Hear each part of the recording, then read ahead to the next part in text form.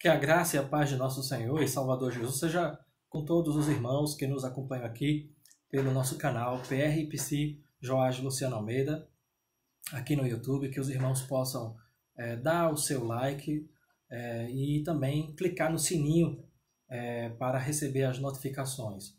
Queremos orar para começarmos o estudo do nosso culto de doutrina da Igreja Presbiteriana do Brasil, na cidade de Vitória de Santo Antão. Vamos à presença de Deus em oração em nome de Jesus. Soberano Deus, eterno Pai que está nos céus, muito obrigado por esse dia que o Senhor fez e nos deu. Obrigado por tua graça, bondade e misericórdia para conosco. Ilumina os olhos do nosso coração, da nossa mente e vem ajudar-nos na compreensão da palavra do Senhor para vivermos de acordo com o teu evangelho. Ajuda-nos a compreendermos que a disciplina eclesiástica foi ordenada pelo Senhor e nós precisamos praticá-la de modo que o nome do Senhor seja glorificado. Em nome de Jesus. Amém. Meus queridos, nós queremos ler com os irmãos o texto de Mateus, capítulo 18, versículo 15 a 20, que nos dizem: Se teu irmão pecar contra ti, vai arguí-lo entre ti e ele só. Se ele te ouvir, ganhaste a teu irmão. Se, porém, não te ouvir, toma ainda contigo uma ou duas pessoas, para que, pelo depoimento de 2 ou 3 testemunhas, toda palavra se estabeleça. E se ele não os atender, dize-o à igreja. E se recusar a ouvir também a igreja, considera-o como gentil ou publicano. Em verdade vos digo que tudo o que ligardes na terra terá sido ligado nos céus, e tudo o que desligardes na terra terá sido desligado nos céus. Em verdade também vos digo que se 2 dentre vós sobre a terra concordarem a respeito de qualquer coisa que porventura pedirem, ser-lhes-á concedida por meu Pai que está nos céus. Porque onde estiverem 2 ou 3 reunidos em meu nome, ali estou eu no meio deles. Meus queridos, nós falaremos hoje sobre um assunto não muito simples, que é o da excomunhão. É uma medida disciplinar extrema. Ser excluído da Igreja de Cristo é um fato lamentável. Lamentável, mas que acontece infelizmente. Contudo, só existe um pecado tão grave que autoriza a deposição do corpo de Cristo. Nem todos os pecados conduzem as pessoas a serem excluídas do corpo de Cristo, mas apenas um pecado é que faz isso ocorrer com os pecadores. É o pecado da impenitência, a falta de arrependimento e submissão a Deus e a seu evangelho. Há uma multidão de pecados suficientemente graves para requererem disciplina eclesiástica. Entretanto, visto que a disciplina eclesiástica é um processo de vários passos, sendo a excomunhão o último processo, o último passo do processo. O único pecado que pode levar-nos a esse ponto é recusar-se em se arrepender dos pecados que iniciou todo o processo disciplinar. A excomunhão é a mais extrema medida disciplinar da igreja. E nós precisamos compreender que, infelizmente, é preciso haver a excomunhão quando se exaure, quando se acaba os passos da disciplina e quando a pessoa, o pecador, permanece impenitente, permanece em recusa obstinada a arrepender-se de seus pecados, a reconhecer seus pecados e se voltar para Deus. Então, quando a pessoa ela está assim obstinada na desobediência e não se arrepende de modo nenhum, é preciso fazer a excomunhão daquele indivíduo que antes estava em comunhão com a igreja. Portanto, é a medida mais extremada de disciplina da igreja. Impõe a exclusão do pecador impenitente da comunhão dos fiéis. Então, é excluir a pessoa, o crente desobediente, excluí-lo da comunhão dos fiéis, excluí-lo da comunhão dos irmãos, excluí-lo da comunhão da igreja. E ele não fazer mais parte do corpo de Cristo, no sentido do corpo visível de Cristo, no sentido de que ele não é mais membro daquela igreja, não tem mais os direitos de membro e também não tem mais os deveres de membro daquela igreja. É preciso compreender que a excomunhão é uma medida realmente dura contra os pecadores. A doutrina deriva-se do ensino do Senhor Jesus sobre ligar e desligar, que nós lemos aqui em Mateus, capítulo 18, 15 a 20. A responsabilidade pela disciplina foi dada à igreja. Então, essa responsabilidade de disciplinar é uma responsabilidade que pertence à igreja. A Igreja Presbiteriana do Brasil, ela é uma igreja governada pelos presbíteros e seus pastores. E, portanto, quem aplica a disciplina na Igreja Presbiteriana do Brasil são os presbíteros e pastores. Não os presbíteros sozinhos, não o pastor sozinho, mas o conjunto, o conselho da igreja que aplica a disciplina eclesiástica. A passagem de Mateus 18, contudo, relaciona 3 passos que devem ser dados antes da excomunhão. O que devemos fazer antes de excomungar alguém? Primeiro, o pecador deve ser corrigido em particular. Se um irmão pecou contra você, você deve, em particular, ir até aquele irmão e apontar, dizer para ele: meu irmão, veja, vá em espírito de oração, ore primeiro, busque a Deus e chegue-se até aquele irmão e lhe conte, diga para ele: olha, você me ofendeu quando você disse isto e aquilo outro, você pecou contra mim quando você fez isso e aquilo outro, olha, isto que você fez foi contra mim, me ofendeu, e acho que você precisa arrepender-se desses seus pecados.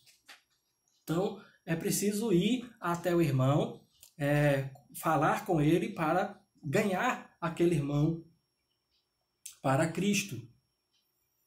Ele diz: se tal procedimento falhar, ele deve ser corrigido na presença de testemunhas.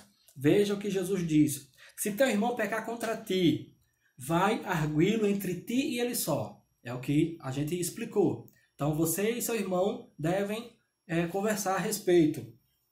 Ele então diz: se ele te ouvir, se ele compreender que de fato pecou contra você e arrepender-se e pedir perdão, e portanto você perdoá-lo, o Senhor diz: ganhaste a teu irmão.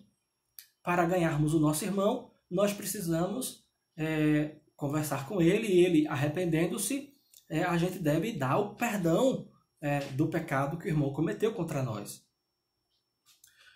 Se ele, porém, não aceitar, não concordar, não compreender que errou, que pecou, então, se você falhou nessa tentativa de corrigir, deve chamar agora algumas testemunhas, 1 ou 2 pessoas a mais. Você mais 1 ou mais 2 pessoas. Não precisa da multidão, mas 1 ou 2 pessoas. Não sai contando: olha, fulano falou isso e aquilo outro contra mim. Olha, Beltrano fez isso e aquilo outro contra mim. Você não precisa espalhar o que o seu irmão fez contra você. Você deve chamar mais 1 ou 2 pessoas, de testemunho bom, de testemunho idôneo, de testemunho adequado, que seja um cristão amadurecido, para junto com você conversar com o irmão e mostrar para ele que ele de fato pecou contra você, pecou contra Deus e precisa de arrependimento. E aí, isso assegura que o acusador, no primeiro estágio, não esteja equivocado nem pronuncie acusações caluniosas. Então, no primeiro estágio, você foi com o seu irmão sozinho. E aí, no segundo estágio, você leva uma ou duas testemunhas para arguir o seu irmão novamente.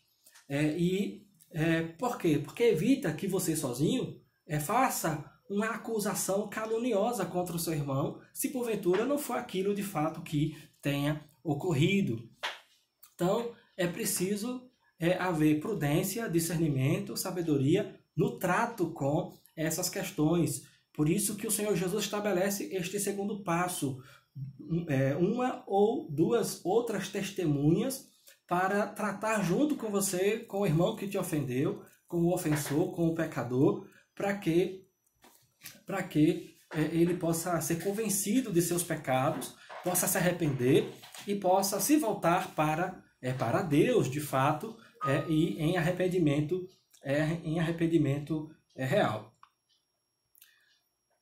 O terceiro passo o pecador deve ser levado diante de toda a comunidade dos crentes.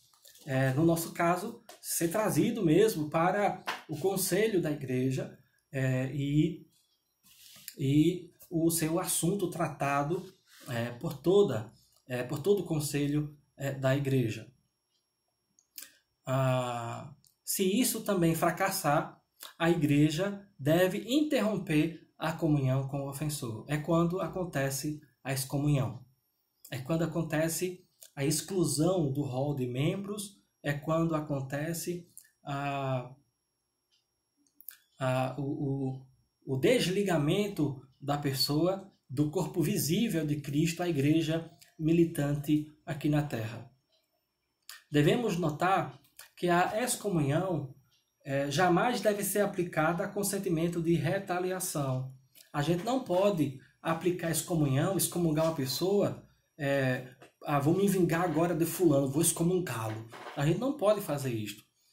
Nós devemos tratar os nossos irmãos com todo amor, com toda a compreensão, com toda a paciência, com toda a misericórdia, para que Deus seja glorificado. Exclusão, excomunhão é um ato extremo, e a gente não deve agir desta maneira.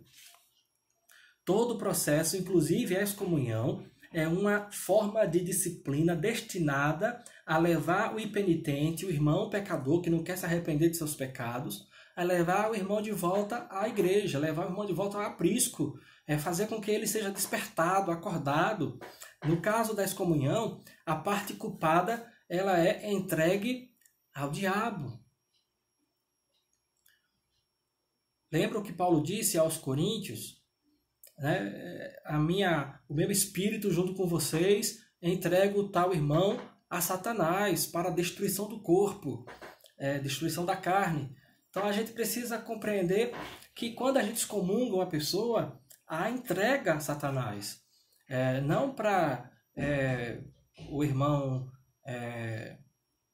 simplesmente punir o irmão. A intenção não é punir, a intenção não é massacrar. A intenção é despertar o coração culpado daquele irmão do seu pecado, despertá-lo do pecado, acordá-lo porque ele está em pecado, a fim de que ele possa se voltar para Deus. A intenção de toda a disciplina, de todos os passos da disciplina, é para advertir o irmão, despertar o irmão e gerar nele arrependimento, a fim de que ele se volte para Deus de todo o seu coração. João Calvino, ele defendia que a disciplina eclesiástica é a melhor ajuda para a sã doutrina. A melhor ajuda para a sã doutrina, para a ordem e para a unidade da igreja. A melhor ajuda para a sã doutrina, porque quando você disciplina alguém, você está mostrando para os outros qual é o padrão que todos devemos seguir. Portanto, se a pessoa pecou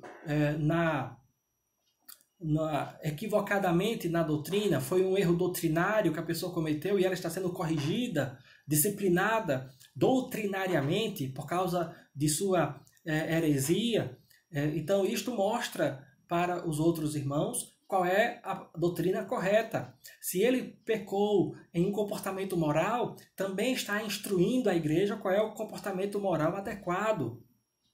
Seja qual for o pecado que o irmão tenha cometido, quando se disciplina, está instruindo a igreja qual é o comportamento e qual é a doutrina que se deve seguir, que se deve guardar. Também a disciplina ajuda a igreja, a melhor ajuda para a igreja, no que diz a ordem. Uma casa desordenada, todos fazem o que quiser, o que der na telha.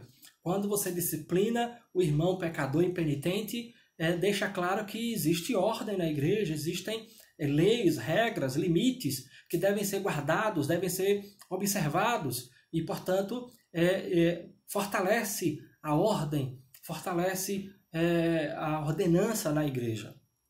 A disciplina, ela também ajuda para manter a unidade da igreja, pois, uma vez que a disciplina é estabelecida, os outros irmãos e todos os membros da igreja compreendem que todos são um só corpo e todos estão ali também sujeitos à disciplina, se porventura faltarem em guardar a palavra de Deus. E traz o senso de unidade, somos um corpo. Quando um é afetado, todos são afetados. Quando um ganha, todos ganham. Quando um perde, todos perdem. Quando a igreja disciplina alguém, toda a igreja está sendo, de alguma maneira, disciplinada, porque ela está recebendo a disciplina do irmão, vendo que o outro irmão foi disciplinado e deve cada membro olhar para si mesmo e verificar se anda conforme a palavra de Deus.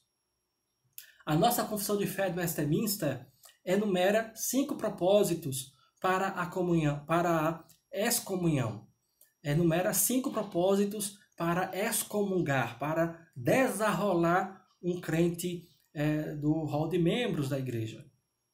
As censuras eclesiásticas são necessárias para chamar e ganhar para Cristo os irmãos transgressores. Então, esse é um propósito da disciplina eclesiástica, da excomunhão. Chamar e ganhar o crente ofensor, o crente impenitente, o transgressor, chamar para Cristo, ganhar para Cristo.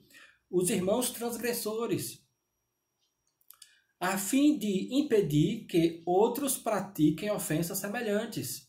Portanto, um outro objetivo, o propósito, é impedir que outros irmãos, pelo exemplo daquele irmão infrator, pelo exemplo daquele irmão ofensor, outros irmãos não sigam o mesmo exemplo, não sigam o mesmo modelo de comportamento e pratiquem pecados também contra Deus. Então, o propósito é frear a contaminação do pecado no restante da igreja. O propósito é impedir que outros pratiquem pecados semelhantes. Então, quando alguém é disciplinado, quando alguém é excomungado, tem o propósito de impedir que outros pratiquem as mesmas coisas ou coisas semelhantes.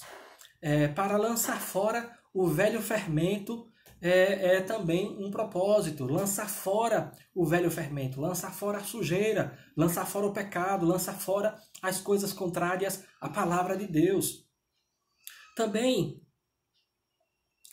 para vindicar a honra de Cristo, vingar a honra de Cristo, honrar a honra de Jesus.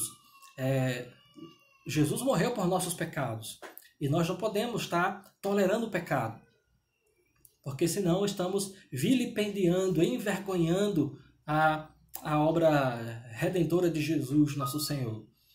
É preciso, portanto, disciplinar para vindicar a honra do Senhor Jesus e a santa profissão do Evangelho.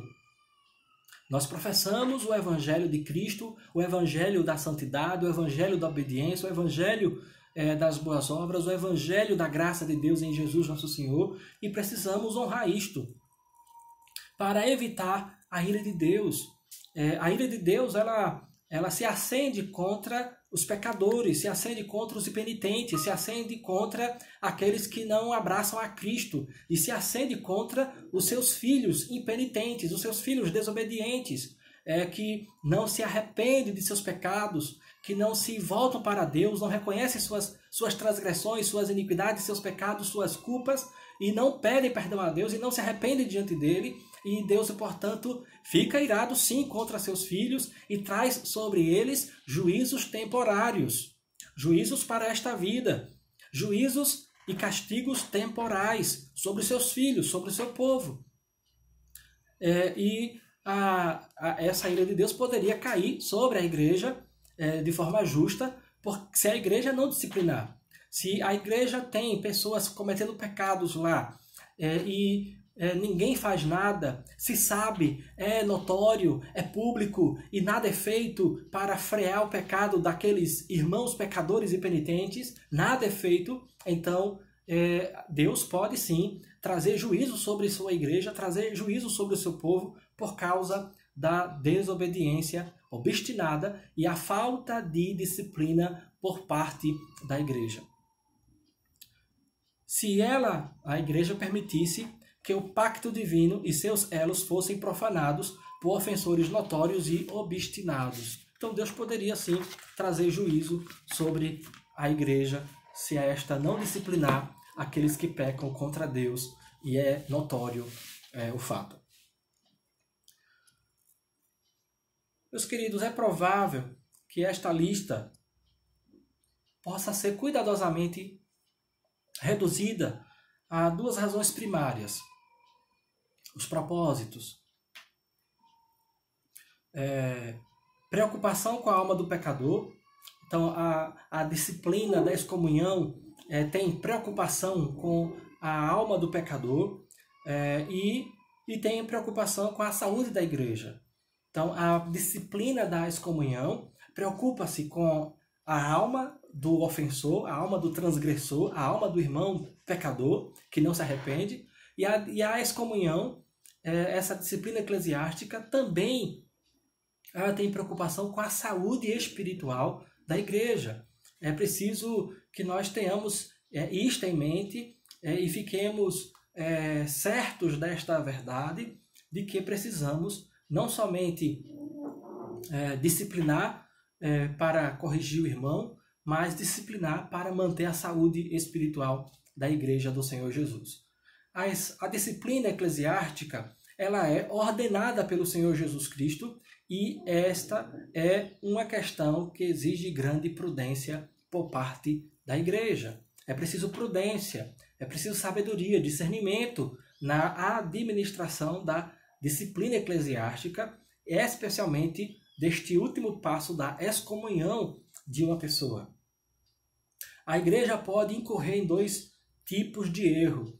Ela pode tornar-se completamente complacente demais, permissiva, e deixar de disciplinar os que escandalizam a fé. Então a igreja ela pode ser uma igreja boazinha, vê os pecados dos membros, mas faz vista grossa, faz de conta que não viu, sabe dos pecados dos membros, mas não está aí nem vai chegando, e tornando-se complacente demais e deixando, portanto, de disciplinar os que estão escandalizando a fé cristã. Ou a igreja pode tornar-se severa demais e deixar de lado a misericórdia ordenada por Deus. Infelizmente, a igreja pode ser tão cri-cri, tão justa, tão reta como a régua, que esquece a misericórdia divina, esquece a graça de Deus e não age com misericórdia com os irmãos que cometeram algum pecado. Então a gente precisa de sabedoria, de discernimento para agir na questão da disciplina eclesiástica, especialmente da excomunhão. A disciplina eclesiástica não deve tratar de assuntos triviais ou sem importância. A gente não pode levar para a igreja questões de pouca importância ou que os irmãos poderiam resolver entre si. Vamos levar lá para o conselho para disciplinar e tal, porque são coisas que poderiam ser resolvidas entre os próprios irmãos de forma cristã, obedecendo ao Evangelho de termos paciência, respeito, amor, tolerância com os nossos irmãos, com o próximo, e manifestarmos perdão para quem nos ofende. E não levar tudo para o conselho para resolver tudo lá. Não, porque a gente quer que o irmão seja disciplinado, se for possível também excomungado da igreja, para não dar de cara com ele aqui. Então a gente precisa de cuidado, a gente precisa de discernimento e sabedoria. A disciplina eclesiástica, ela tem que ser tratada com prudência. As trivialidades podem ser uma fonte de ruína no seio do povo de Deus. A gente leva tudo a fio de facão, leva tudo na ponta da faca, leva tudo de forma radical e agir de maneira que qualquer coisa seja motivo para disciplina e excomunhão e desta maneira afastar os irmãos da igreja. A gente precisa de discernimento, de prudência para não excluir os membros por causa de trivialidades, porque isto é fonte de sofrimento, isso é fonte de confusão e de conflitos no meio do povo de Deus. Somos chamados para nutrir um espírito de paciência, de longanimidade, uns para com os outros. Nós fomos chamados por Deus para nutrir este espírito de paciência, este espírito de longanimidade, esse espírito de misericórdia uns para com os outros, assim como Deus é paciente conosco, misericordioso para conosco. A Bíblia nos chama para o exercício daquele amor que cobre uma multidão de pecados. Eu devo amar o meu irmão a ponto de cobrir os seus pecados com amor e misericórdia. Perdoar os meus irmãos. É evidente que eles precisam manifestar arrependimento, é evidente que eles precisam manifestar que estão arrependidos e abandonaram o pecado cometido. Mas precisamos ter em nosso coração uma disposição para perdoar o nosso próximo. Que Deus use de graça e misericórdia para conosco e nos ajude a exercermos a excomunhão quando se fizer necessário, a sermos prudentes em nossas ações disciplinares na igreja, de modo que o nome dele seja glorificado, a honra de Cristo seja vindicada e nós manifestemos a graça, a misericórdia e o amor do Senhor, não apenas em nossas vidas, mas nas vidas dos nossos irmãos com os quais estamos com alguma dificuldade, com algum conflito em nossa existência. Vamos orar? Amado Pai, em nome de Cristo Jesus, nosso Senhor, muito obrigado por esse dia que o Senhor fez e nos deu. Muito obrigado por tua graça, bondade e misericórdia. Aplica aos nossos corações a tua palavra que ouvimos. Ajuda-nos a vivermos de acordo com a palavra do Senhor. Ajuda-nos a vivermos de acordo com o teu evangelho. Dá-nos graça e amor para que manifestemos amor, paciência, longanimidade e graça para com os nossos irmãos. É o que nós rogamos a Ti, em nome e para a glória de Jesus, nosso Salvador. Amém. Que a graça de nosso Senhor e Salvador Jesus, e o amor de Deus, o nosso eterno Pai, e a comunhão, as consolações do Santo Espírito sejam sobre vós, sobre todo o povo de Deus, hoje e sempre. Amém. Deus nos abençoe, que todos tenham um dia debaixo da graça de Jesus, nosso Senhor e Salvador. Deus nos abençoe, queridos.